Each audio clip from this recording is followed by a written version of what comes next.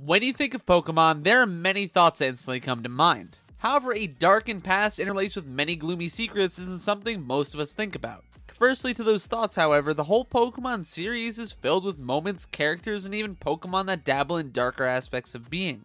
And as more things become known, it's only a matter of time until we get a dedicated series to explore the more mature aspects of the Pokemon world. However, today my goal is to articulate to you in no uncertainty some of the horrors contained within the series. If you do end up liking this little video and want to see some more sometime in the future, it'd mean a bunch if you left the video a like and maybe consider subscribing for more videos like this in the future.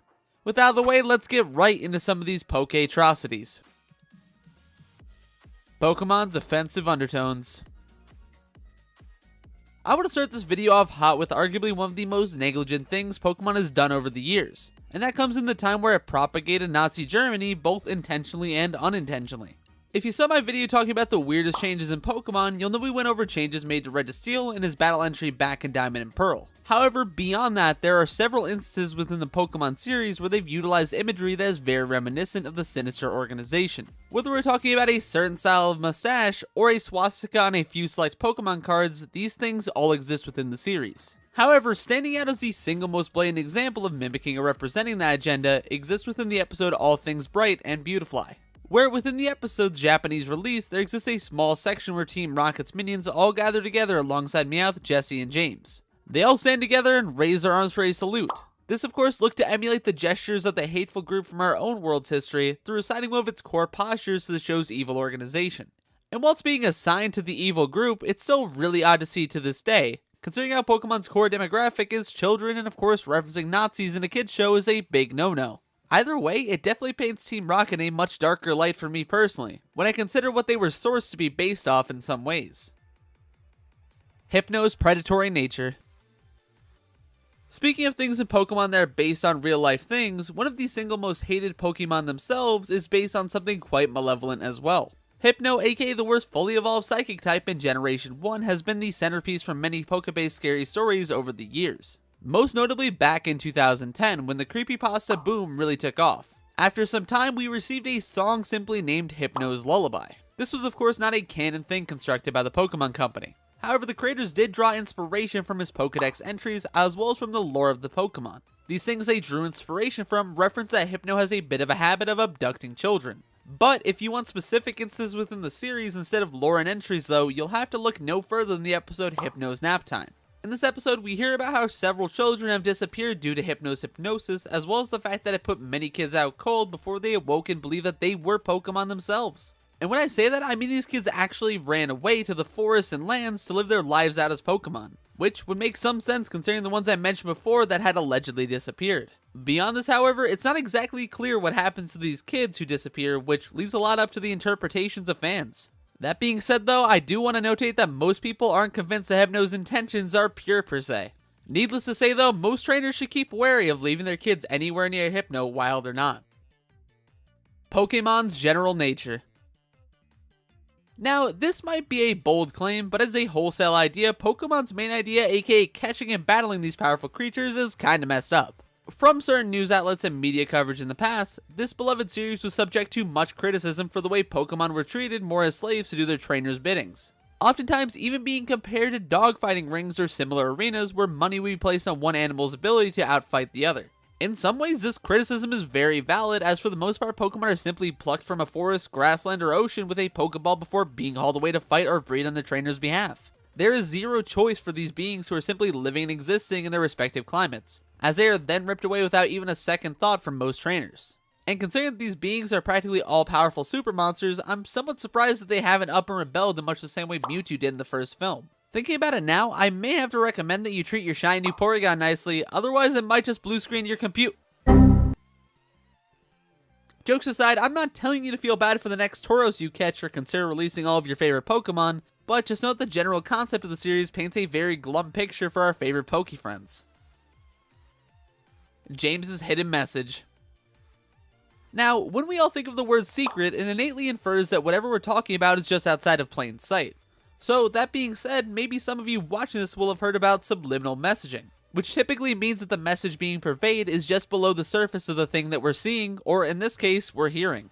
For example, the song Stairway to Heaven by Led Zeppelin is often referenced for containing satanic incantations if you were to take the song and play it backwards. While most see this as coincidental and more of a person grasping to hear certain words than them actually being the rock band's intent, what if I were to tell you that something very similar exists within Pokemon? As within the episode The Whistle Stop, there's a section where a muffled James is heard, which I'll play for you now. However, if you were to take this clip and run it in reverse, you would hear something quite a bit more sinister coming from the mouth of Eric Seward, aka the voice of James. Leo Burnett and 4 kids of the devil, Leo Burnett. Now, in comparison to Stairway to Heaven, this is a clear and evident intention by Eric to record these lines. However, they were recorded with the intention to never be used and were a way for him to protest 4Kids for trying to avoid paying dub voice actors for commercials. And as this discovery was made, 4Kids quickly stopped distribution of the taped copies of the episode and from there released an edited version of it.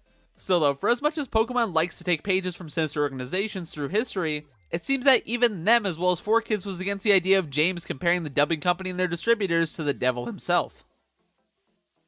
PokeRap's hidden message. Keeping on trend with Pokemon's subliminal message about the devil, let's take a look at everyone's favorite end of episode bit, that being the PokeRap, which for many kids, myself included, was something I grew to adore rather quickly. Pretty much these end of episode songs would make a nice little rap while naming off different Pokemon and a chill little melody. It was super cool to me as a kid, but hidden beneath the surface, just like a Sharpedo about to strike, lurked yet another message which I'll play for you now. Now to me this sounds like a gargled mess in comparison to the James one we just went over where it's clearly audible. But people claim that the bit I just played contained the words "I love you, Satan." Frankly, this one reminds me much more of the Led Zeppelin example where it feels like people are grasping to find words rather than them actually existing. Then again, the nature of subliminal messaging is to be intentionally ambiguous, so maybe I'm wrong here. That being said though, this little message is still lurking just out of sight for many unsuspecting kids and parents watching the Pokemon series. So to me it still counts as a dark secret all in all.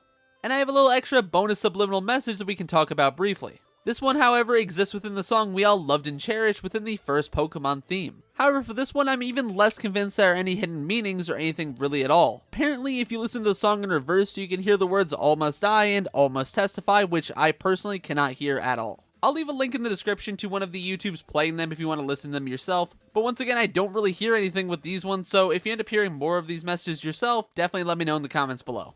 Oh, and any timestamps would be great too. The Pokemon War. For our final dark secret we're going to talk about today, let's take a look at what many fans have speculated on over the years since the series practically first began. That of course being the idea of a Pokemon War, which was alleged to have taken place in the years prior to Lieutenant Surge becoming a gym leader. Now, in the movie Lucario and the Mystery of Mew, we actually get to see a form of Pokemon War that happened sometime in the seemingly distant past. Fun fact, this movie is actually canon to the Pokemon anime timeline.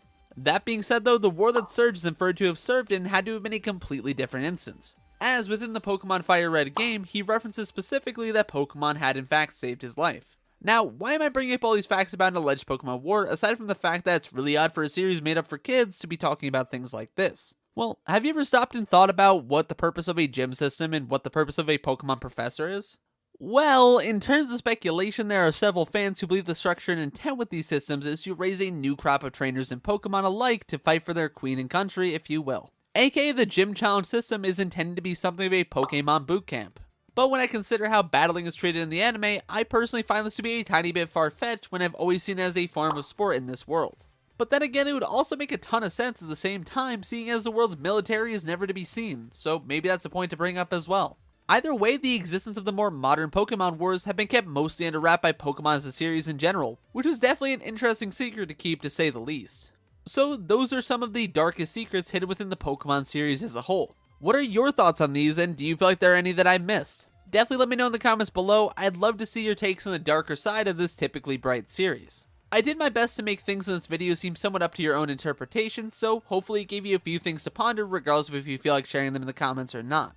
Outside of the reasons discussed in this video though, there are several other examples where darker themes and secrets are hidden throughout the series. So if you do want a part 2, it would help me gauge interest in that if you left a like on the video and maybe even subscribe for if and whenever that second video comes out. I'll be making other Pokemon videos regardless to hold you over until then, so hopefully those can keep you invested. Anyway, I'm gonna bounce for now. I hope this video didn't accidentally ruin your childhood.